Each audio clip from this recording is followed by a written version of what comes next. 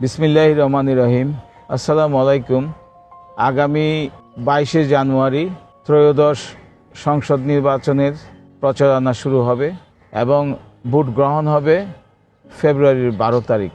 এই কয়দিন আমাদের সর্বোচ্চ ত্যাগ স্বীকার করতে হবে।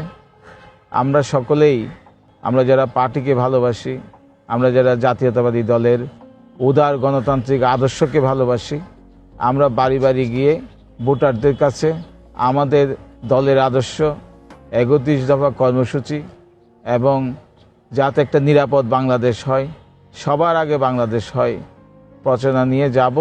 ভোটারদেরকে আমরা আমাদের পক্ষে ভোট দেওয়ার জন্য আবেদন জানাবো।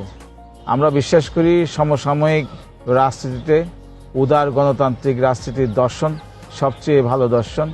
এখানে আপনি দেশের মালিক হিসাবে ভোট প্রয়োগ করবেন এবং যদি খারাপ লাগে 5 বছর পর ওই দলকে ভোট না দিয়ে অন্য দলকে ভোট দেবেন। তো আমি বিশ্বাস করি যে উদার গণতান্ত্রিক বাংলাদেশের বিনির্মাণে আমরা সকলে ঐক্যবদ্ধ থাকব, জাতীয়তাবাদী দল ঐক্যবদ্ধ থাকবে, জাতীয়তাবাদী দলের পরিবারের সকল সদস্য ঐক্যবদ্ধ থাকবে এবং বাংলাদেশের মানুষ জাতীয়তাবাদী দলকে আগামী 12 তারিখ ভোট দেবে।